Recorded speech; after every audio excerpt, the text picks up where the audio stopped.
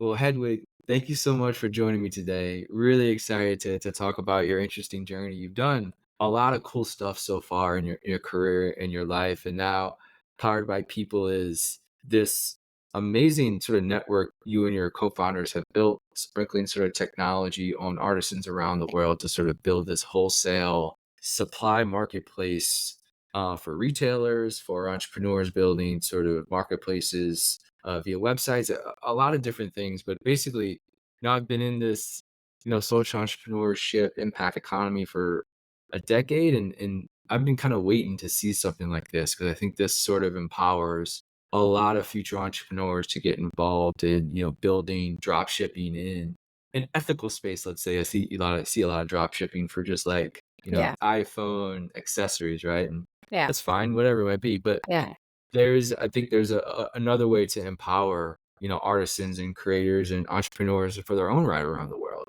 to give absolutely. them the innovative technology that they can use as well. So before we get into Powered by People, everything it is, the mission and vision, talk about your journey, your career path. How does a Danish army captain, become, an entrepreneur? What was that path like? I mean, when you look back, it would be tempting, but not true to say that, oh, I planned it all along and it all fits together. But I think, I guess Steve Jobs' famous, commencement speech about how you connect the dots backward. I think that is true.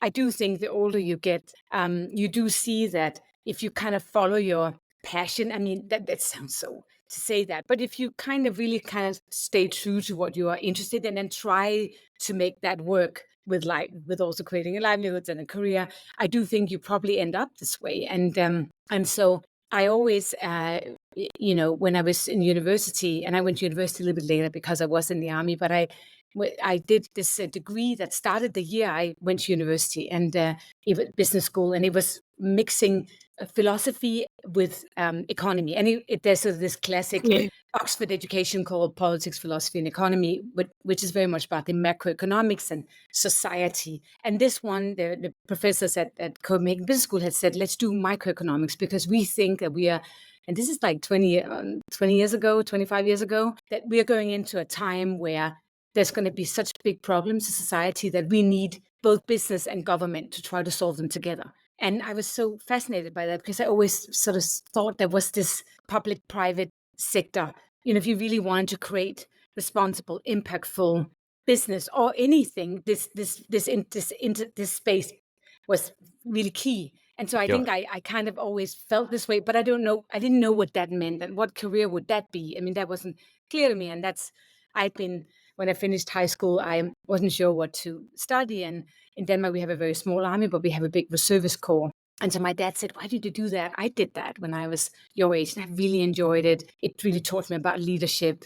I got to command a lot of people at a young age. And then there was these amazing courses, which most countries actually have, where you learn the country, the language, and the weaponry and the tactics of the enemy at the time. And dating myself, that was Russia. I mean, we'd just Sure. come out of the Cold War, Yeah. but and now it's so interesting. That's back now. It's Like but yeah. Yeah. so that's sad that has been the case. But so that I was trained in intelligence, but with a view to interrogate Russian prisoners of war, of course, according to the Geneva Convention. Mhm, mhm. But that was the training, and it was an amazing kind of training. And then I got a job at the embassy in Moscow, the Danish embassy in Moscow, and ended up spending a couple of years in Moscow, and then went to university late. Like I started Wow. university when I was 24, which not Me too. Me too. really. Cool, It's not yeah. crazy for a Dane, but I think for North America, Very rare. Yeah, yeah, very, very rare. very yes, But yes. so good for me because I felt there was a lot of things I did that I was very, when I finally went, I'm sure you would agree, I knew kind of, I was very serious about it. And then I was very I got focused, the yeah. got the opportunity to work in once I finished my bachelor's, I went to work for the UN as a military observer in the Republic of Georgia and the Caucasus, and then I went to America to study, and Awesome. and and I studied international relations. And that time I'd had all this experience, so Me I too. really, oh, We're well, learning so you much about each other. yeah, we need to talk Yeah, off the podcast. But yeah. anyway, it's just it was a great route, for me, and so I went to Afghanistan after my degree, and I worked for the UN and then ran a couple of charities and really liked my job and was very interested in pursuing creating that kind of value. But I just didn't, I think the non-for-profit space is constrained in many ways in the way Yeah. it raises money.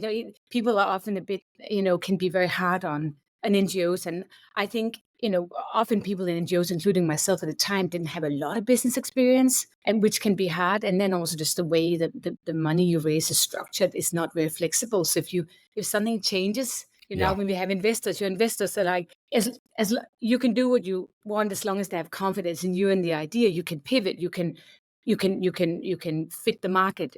As for the NGOs, as Yeah. your hands are kind of tied, and the reporting requirements are extremely onerous, or even compared to venture investors, you also have to report, but it's in a different way.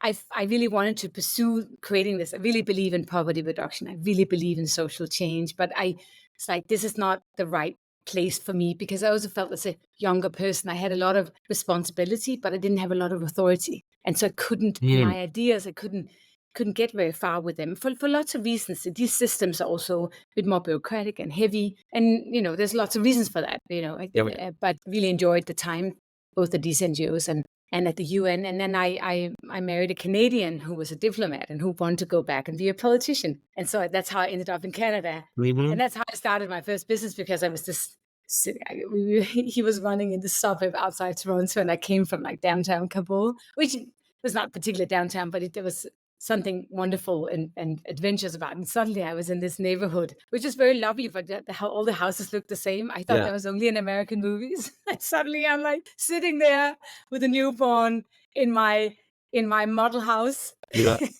in the suburbs of Ontario, of Toronto. And I thought, oh my God, what am I going to do? What am I going to do? I really hope love will Love last. shall conquer all. Yeah. Yeah, I really hope. And that's how I think, because I think I'm a reluctant entrepreneur. I don't know that I had necessarily the Yeah. confidence, but I was kind of pushed, as many people I think pushed into it, and I met people along the way who really supported me. So I guess it's sort of this, yeah, I guess it was this combination of wanting to use the driver of business.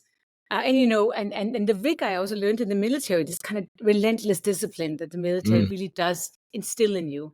And also a lot of military teaches you to work with other people. It's only about group work. There's no ego in the military, and maybe a general, but not on the company level. And so I think all these things, and then always being very concerned about society and where the world is going, and Yep. thinking about things differently, that's how this all came together. Yeah, it's an amazing path. I've talked to so many people who have been on the, let's say, nonprofit philanthropy side of solving really complex issues, whether it's poverty alleviation or, education in Yeah, general, just water scarcity, right? So these big problems that traditionally have been left to NGOs and philanthropists to try to solve. But I would say the last 3 years or so, I've really talked to a lot of people yeah. who have taken that experience and moved over to the Mm, entrepreneurship side and say, you know, they've done the really hard research. They understand the real problems that they're faced, and that's amazing to if you're going to pitch it for money from a venture capital or something like that, the problem. You know mm, exactly what needs to be built to solve it, and most of the time, these markets are pretty big. yeah. And so it's really I always love talking to people coming out of that philanthropic arena, let's say, Mm, and coming and building for-profit businesses from those learnings. So Far and Wide Collective, that seemed to be maybe the catalyst yes. for Powered by People. So talk a little bit about Far and Wide first and kind of Yeah. what that is, and then maybe how that was sort of the catalyst for Powered by People. So that was the business I started, from my model house in, Yeah. Ajax, Yeah. Ontario.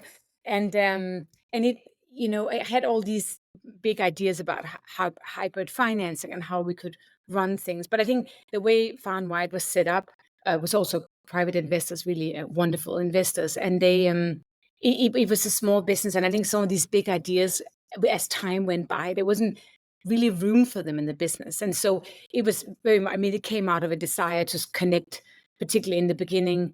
I've just left Afghanistan. I really want to continue to support Afghanistan and help Afghan artisans and craftspeople and other vendors access the North American market. And then it kind of grew into Pakistan and Uzbekistan and Africa. And so it kind of ended up, we worked with a lot of different vendors, but I felt it was kind of constrained by the way it was set up. And I had met Alison, I had met through a friend, and she was helping me on the design side because we also realized some of the products needed better design Yeah. for the North American market. Yeah. Artisan in Afghanistan has amazing skills, but are not aware necessarily of what people Yep. want in a market where they don't live. And so she came in she was very senior. She went in and she could work a little bit with me on some of the designs. And then Ella, I had met, I think we were kind of competitors. I mean, Ella had a jewelry business out of Kenya, really interesting, where she was doing sort of, production amongst thousands of small workshops in one of the big slums. And she really perfected at using technology, really exciting business. I think I noticed her because the handmade space is massive, but it's extremely analog and it really isn't innovative. Yeah. Still today, it's just not innovative at all, and it really needs to be because so many people depend on it for livelihoods, especially women, but really very many people, rural areas, and also young people in economies that really do need this kind of progress. And Ella and I, we were sort of competitors, and I was really interested, and I thought she was very innovative. And I think in the beginning, when I tried to befriend her, and I thought, I think she's like, but we're competitors, why? And I Right. was like, yes, we are, but bigger pie, and we see things the same way. And what is it? Rising tides rise all ships, or whatever. There was a saying there, and Yeah. then she very quickly was like, "You're so right." And we helped each other, introduced each other to our investors, and it really. And then my investors sort of said to me at some point, "You have great ideas, but this business is just there is a limit to the scale of it. Why?" Don't you consider, selling part of it off or closing it down? And if you still feel strongly about some of these ideas that we really like that you can implement in this business, find some great people, some co-founders and do this. And if you don't do it, we're fine with that too, which is Yeah. extremely generous because they put money into my Sure. business. And so I did that. And then I wrote a concept that I sent to Ella and said, how about this? She was stepping out of her business a few months later. And I really, So it was good timing. Really good yeah, I timing. mean, it took some time, and I stalked Ella for years. I mean, like really, and she's like, "This is a good time. Let's meet once a week. Let's talk about this." And then actually, the biggest of my previous investors, and a couple of Ella's investors in her previous business, were the first founders in Powered by People. So it's really Wow. nice that way around. And they were sort of saying, I mean, Ella's business still she exited it, and it's still doing extremely well. But I think many investors understand that you might not necessarily have the biggest success or a hit right away. And many entrepreneurs are great, are better the second or Yeah. third time around. I mean, I think when you are not, when you are not exiting your business the way you want, you don't feel this way. But I can see that is really that is what seasoned investors they totally understand this, and that's a calculation in their portfolio. And Yep. so yeah, So very lucky when that way. so when you try to describe Powered by People to other individuals about like, hey, what is the mission sort of vision? What is the brand? It's big in sort of scope and what it does, but Yeah, when you try yeah. to give the elevator pitch, let's say, what is it? What's the business model, and what's ultimately what you're trying to achieve? Yeah, I mean, I really liked how you said it was a network. I think it really is, but it is at the core of it. It's a marketplace. It connects buyers in Europe and North America who wants more sustainable, more unique supply, that is, not necessarily from big factories. It connects those types of buyers. They can both be really big. We work with West Elm, Banana Republic, Macy's, others, and small independent boutiques to this new supply of businesses, makers, vendors, whatever you want to call them, in Latin America, Asia, and Africa. And so we make sure that connection, it is a matchmaking that's frictionless, that it's as easy to source from one of those companies as it would be to buy from a vendor in China, for example. We make money on the connection only when the connection is made. When there is Mhm, a mhm. purchasing order, we take a percentage, a cut of that. And then we also offer advance payments to the vendor, that we call them makers, because Yep. often they live in economies where Yep. factoring or pure financing, any kind of financing, is very rare, and particularly these kind of companies have a hard time getting financing. And so we've really actually been incredibly successful in the financing. Yeah. Oh, yeah. I think we've financed last 2 years, $16 million worth of orders alone, and not Wow. everybody takes financing. Yep. So, I think you have to, I think that's well understood in marketplaces now, that it's not just the matchmaking. You have to have other services, both on the vendor and the buyer side, that makes it sticky, that make people come back, that Yep. makes it worthwhile. And so, yes, us it's transactions and the advance payments. That is our sticking point. And so these artisans are all over the world, and I guess are they in small villages, rural areas, like you said, in Afghanistan or Kenya or Mexico, wherever they might be? I guess obviously I don't want to paint a broad brush, but I guess from the artisan maker point of view, what's from their perspective, who are they? Where Mm, are they at sort of in their life cycle of, like, have they been in business for a long time? mm, Are these mm, entrepreneurs that you train and say, "Hey, you yeah. can make this cool stuff, but can you make this?" Like, I guess talk about not necessarily recruitment because you've had the pipeline from far and wide, it seems like. But I guess talk about, like, cultivating makers globally. What's that Yeah. difficulty Yeah. like, and how has that Yeah. been? On our marketplace, makers have to be export ready, which means that they can speak English, they understand quality control, they can deliver on time and so forth. But I sort of see it this way. I don't know whether listeners can see this, but it's like the buyers are at a certain level, and buyers they have certain expectations. So you can't really change those.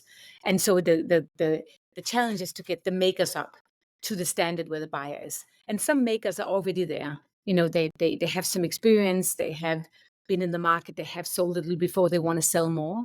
And those are the ones that you see on the marketplace. If you log on, those are the ones you see. They are ready, they can handle an order. And they are mostly slightly bigger makers, but they could also be very small. I saw last week a small one-man show in Nairobi called I Love NBO, got a big order with Smithsonian Museum in DC, So there are smaller makers who he probably Wow. has distributed network of producers, but if you try to match the makers with the buyers and the size they have. But then we have so there can be small, really small workshops, but for the West Elms and those, they Yeah, tend to be a little bit bigger, sure. at least 20 plus, and then they might have a production network around that. And those are the people that are on the marketplace that people can buy from immediately. And then we have on the bigger platform, we have many more people registered who can benefit from we have kind of a learning hub. Like, what does it mean to be Mm, export ready? What does it mhm. mean to have this kind of pricing? So we go on and provide all kinds of resources for people to learn that. And that's, of course, why do we do that? We do that because we want to help people, but also because we are trying to create a long tail of people who can be, who's going to be an export ready next year, 6 months Yeah, down the line, 2 years yeah, down the line, because that's ultimately how we are going to go, and we are going to continue to have the most unique and attractive supply. And that's really where it's interesting. You talked about before, and I totally agree that you see. I think that's the biggest change too. That I see that people who would have started an NGO maybe 10 or 20 years ago, they now can start a business because it's changed, and its business is seen, if it's responsible, as a way of solving these problems. But I would say we have now reverted back in a sense. We've sort of said, so we are a Series A venture-backed company, and our investors understand the business, of course, but they also really understand the building the technology, the sales operations, the go-to market, the demand side of the business. They're very familiar with that. What yeah, what they are a little bit less familiar with is the challenges of our supply. yeah, And we've then gone back to philanthropists and said, Mastercard Foundation, Gates Foundation, Unilever, and said, you want more women connected to the market, you want more youth. We have those people. We yeah, can put them into the market, but we can't do it alone. And venture money is not patient. yeah, It's not venture yeah, but investors aren't they can great. It's just not structured that way, right? yeah, So they can subsidize sort of the training maybe for women, and then exactly. You talked about that you were impressed with us. I mean, I'm so impressed with you and what you do with the course artists, because this is exactly what you are kind of in this space. I feel where you're kind of highlighting both sides, and I think that it's really important. I've always had this idea of kind of a hybrid business model, that in the sense of hybrid financing, which I feel we are sort of achieving at the moment. We have the venture backers that take care of certain things, and then we have these philanthropists, and of course it's you have to really balance these relationships. You have to really understand how to manage two very different kind of financing that are restricted in different ways, and the philanthropic side a little bit more restricted, because also these organizations are non-profit maximizing and charitable in nature. And so of course you have to respect that and make sure that the money is spent in a way that really supports this. But I think that's these we can all learn how that works well. And I think, given what the world looks like, I think the model that we are trying to hone and make better and tighter, a lot of businesses could benefit from that, not just in our space, everywhere. I think it's really becoming important. And I think what I wanted to compliment you on is, I think one of the main things for making this model work is information on both sides, Mhm. making the philanthropist and the venture capitalist more comfortable with each other, really making both understand what the other party is trying to achieve, how they can leverage each other, because in a way the Yep. philanthropists are de-risking some of the investment coming from venture. And so, Absolutely. and the other Absolutely. way around, the philanthropists make sure, the venture, the philanthropists like the venture involved, because they know that a venture investor wouldn't have invested without there being a reasonable chance that this was a really sustainable model, because of course economic and social and environmental sustainability are all connected. They Yes. are, our vendors won't be successful if our business isn't successful. And so I think people have so much more in common than what Yep. separates them. And everybody it's like I always say, powered by people in any business, it's like having the perfect dinner party Friday night. If you get all the right people around the table, it's amazing. And the You're right. food has to be good too, Yes. maybe a bit of wine. But this is the same. It's about Yeah. getting all the same stakeholders. And it is a bit more complex because it's a more diverse group of stakeholders. But our world is also, I would admit, I, w- I would say it's getting a little bit more complicated. I mean, when I was a kid, there was also conflicts. We didn't know, they weren't as, we didn't get them in on social media feed every day, but we learned about in newspapers. The environmental layer is much more threatening. Yep. Is a much more complicated, that wasn't as much focus on in the 70s and 80s. And so I think that it's only natural that these things, that the business models and the stakeholder relationships and the stakeholder network is changing, and perhaps coming a bit more diverse as everything else in the world is. Yep. I've been honing in on this word outcome and Yeah, outcomes for like the last 6 months, and yeah. trying to understand this landscape where, philanthropists or NGOs, their outcome is like, I guess, poverty alleviation, or, literacy. Maybe it's financial literacy or just reading literacy or whatever it might be. It's like they have this outcome of, or it's just like solving for clean water, right? Yeah. And it seems like they have been reluctant to kind of de-risk, let's say, venture investing, because VCs might have a different outcome sort of metric. Mhm. But I see it whereas like you had mentioned, they can help each other so much They to can. Yeah. deliver that outcome. And to me, it's instead of the reluctancy to work together for various reasons, right? Maybe it's, philosophical, Yeah, but if yeah. the outcome is what the real North Star is, then these two sort of entities have the ability to produce outcomes. And that 100%. is the main objective. And everything else should be irrelevant. Yeah. Yeah.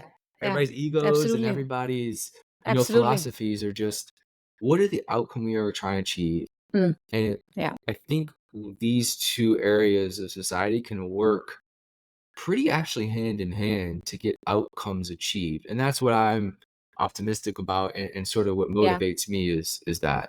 Yeah, and I just couldn't agree more. And I think it is, this hybrid financing model. I've had the idea of this for 15 years. I mean, I'm clearly not the only one, but I've understood the need that this business could only really work if this happened.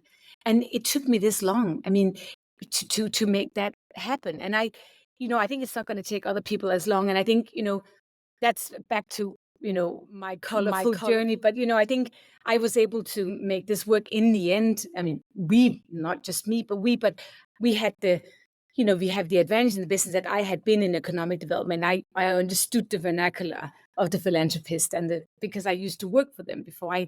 And I think that's where some of it comes in because, most philanthropists, they set up in a way, they have a board, they have a strategy, they have an outcome that they, as a foundation, is trying to achieve.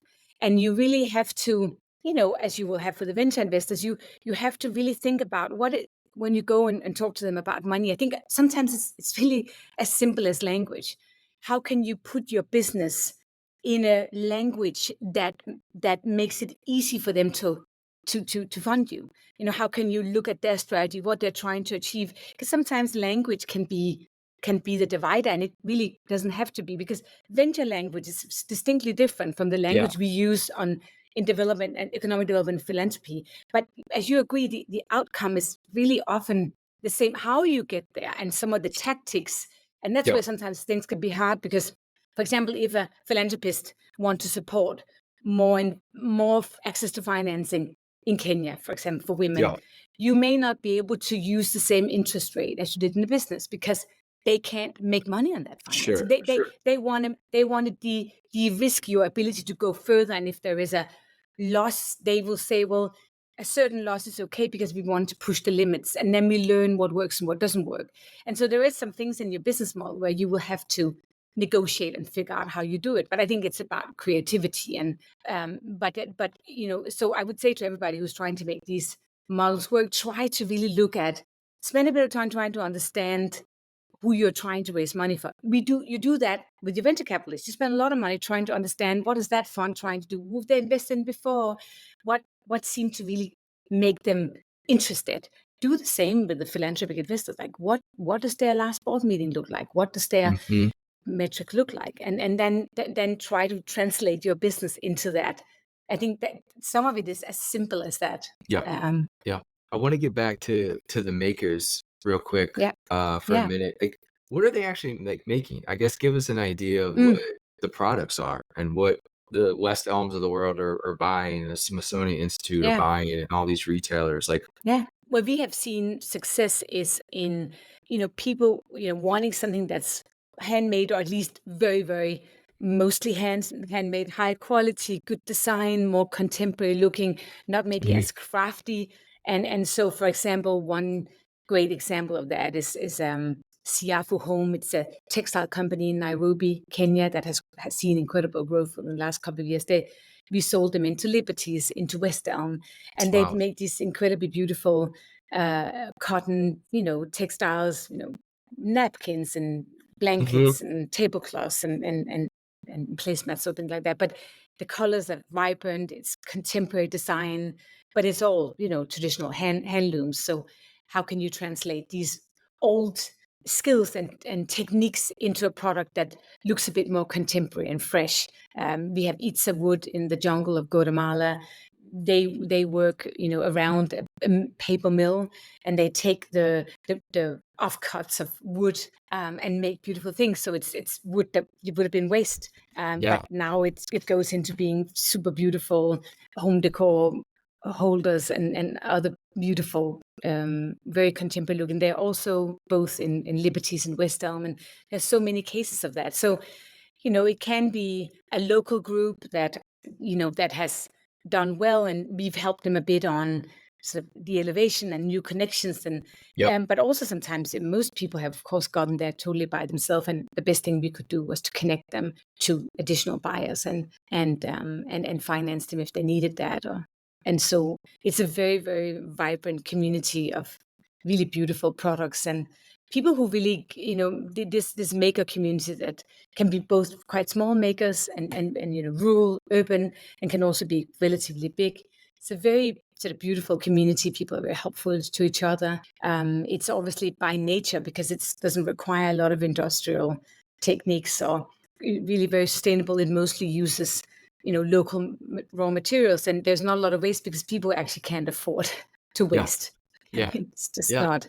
And so it's by nature, and it really is a community that needs the opportunity. And I think it's sort of where you have Etsy, which is often makers that are one or two people. They don't actually want to grow. Etsy went into wholesale in 2014 and 13, but stopped again because many of their makers didn't want to grow. this is the size of the It's a business. This is part-time what they job were. for It was them. a It's part-time job. It's a yeah, very beautiful community. We are yeah, the next level up. If you want to yep, really grow your business and become a full-time entrepreneur, then PvP is your place, where yep. you can find, common ground with other people who believe in the things you believe in. How does the maker process work for one to become? Is it inbound, right?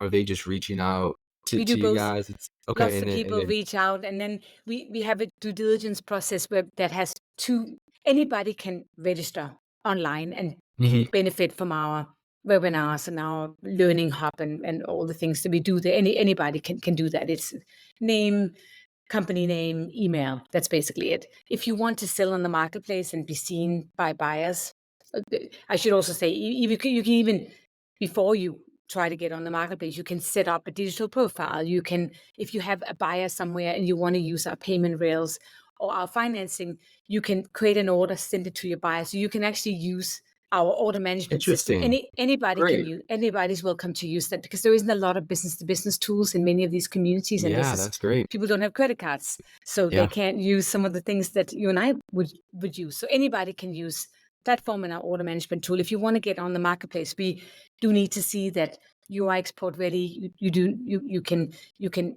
carry a conversation in English around an order. You can do you understand the quality. You understand what it means to deliver on time. So we ask a number of business oriented questions, and then we also ask a number of questions associated with ESG. Make sure that, because we do want to be a sustainable marketplace. It is, so every maker has to ask a basic number of questions to get on, and then most bigger buyers require much more rigor. And so we have some assessments that we ask. They are self-reported, where we ask makers to go through a larger number of questions, where they answer questions about the social and yeah, environmental and governance structure. And so we have that kind of data, and we can then share that with some of the bigger clients. beautiful. So I'll end on a couple questions here. One yeah, would be, putting my, let's say, e-commerce entrepreneur hat on. If I wanted to build, a drop shipping, marketplace, but I'm not a yeah, West Elm, right? I'm not like I'm yeah. just a, let's say, just a digital entrepreneur, and I spin up a store on Shopify. Can I plug into the Powered by People API and get, inventory on my site and then sell as a Yeah, drop shipper? Is that possible? that's exactly what you can. At the moment, it's particularly easy with Shopify, and a lot of people are Yep. on Easy Shopify's. app, yeah. And so we Mhm. have a plugin there. You can go on Yep. to poweredbypeople.com. You'll see Dropship, follow the link. And I think it's a great way. I mean, what we saw after COVID was, because of all these supply chain disruptions, people saw, particularly for bigger buyers, maybe not so much for smaller buyers, but pretty much everyone had, at the end of COVID, too much inventory because Yep. things had come late. And so we realized that people wanted to update their collections, but maybe didn't have the cash to buy new inventory. And so, with Dropship, you can get onto our Dropship catalog. We have, thousands of SKUs. You simply pick Nice. those, and you can create your own shop with PvP powered SKUs, and Yep. you're not out of pocket. And Yeah. it's really Great. easy. So I would encourage people who are interested in that to visit us. Last question I have is, you've done so many cool things. You sort of built in this space. You're sort of adding features on here and there. I think the financing thing is just such a natural progression, such a smart move by you and the team. For the next, let's say, 5 years or so, what are some of the goals and successes you and the team would like to achieve? What does that roadmap sort of look like? I think it's really scaling the business, growing the business, and that means on both sides getting, many, many more buyers on board, big and small. We are interested in working with everyone who's interested in more sustainable and unique supply. So really scaling that and become, a much, much bigger play, relevant, a bigger player in the market. If you want more sustainable, unique supply, we really are. We can work with you, big or small. Please contact us. And also on the maker side, I think at the moment we are trying to build out our technology to make it as easy as we can for the buyer. Obviously, everything starts with an order. Otherwise, we can't help anybody on the Sure. maker side. But we are also, the part of the business I'm very involved in is the supply side of the business. And how can we also build out the technology downstream? How can we make it how can we build out our technology to make it really easy for any maker anywhere to get online? Start using our tools even in the local market, because we know that local sales leads to international sales. And so it is the way to get in. And even if you aren't ready to engage directly with us, how can we provide much better tools for you to be able to grow your business? And then, we can follow you once you're on the platform. We can see, and if you Right. use our payment rails, we can see how well you're doing. And as soon as you'd have a bit more business, we can then lift you into the economy, and we really create an ecosystem where everybody's welcome, and people can get access to more and more services as they move up the value chain. That's really the dream we want to have. And it's going to take another 5 years to build out these Sure. systems. But it's a big sector. We estimate there's 300 million people in our sector. And as I said in the beginning, it is still a surprisingly analog sector, and that Yeah. really should change. And we're working extremely hard at doing that, with an increasing, group of stakeholders who also want to see this happen. So that's really the dream, that Yeah. we become that default sourcing option for buyers, and we become that solution for makers, that Yep. on-ramp that brings everybody Exactly. into the market. Because I think the three of us co-founders, we are extremely motivated, like I know you are. More equal access to the global market. Globalization hasn't worked for everyone. How can we do better? Yep. No, I think we're hitting a good point in time in history, and obviously the evolution of technology Yes, is taking a lot of what we need to get done there, but technology is one layer, and I think the it is. financing layer is another massive, huge one. Another huge market of what a lot of entrepreneurs are working on too is building that financial layer, for those couple billion people that don't have Yeah, access to that, maybe even absolutely. more than that, that don't have Yeah, access to that financial layer that is obviously pretty foundational to any economy that needs to be built, and especially the entrepreneurship and creative economy needs that absolutely. financial layer of, even some, like payments, not even talking about Absolutely. credit I or know. anything like that, like simple just payments and the ability to get paid fast and have these data tools and look at that business. I think another beautiful thing is enabling these makers to almost use Powered by People as their sort of back end dashboard for their business, Absolutely. which And is and another layer of revenue that's possible for you Mhm. guys too, and that's really what we're seeing. I mean, I think we have a marketplace today, but will we have a marketplace in 5 years? I mean, I think what we are really hoping is we can bring people into the market on our operating system. And then, you know, this omni-channel, people's own e-commerce of various platforms, maybe even competitive platforms that people can sell on. I think the future is where you sell multiple places. How can we enable that and make that increasingly easy? Yep, That's our goal. There's this highway. How do we get everybody on the highway, and how can we make multiple revenue streams and sales channels possible for people? absolutely. That's yeah. Well, thank you so much for taking the time. This was Yeah. amazing conversation. I knew it would be. I've been a fan of what you and Allison and Ella have built for a while. So I'm glad we finally got to do this. Best of luck to you and the team for the next decade to come. Keep up the amazing work.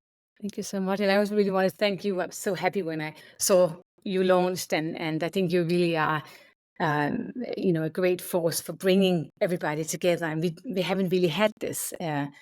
There's not a lot of champions. That's one thing I think this all of us who have this vision is missing. No matter what sector you're in, people who can sort of highlight the opportunities and bring people together. It's key, I think. So I really want to thank you for giving us all light.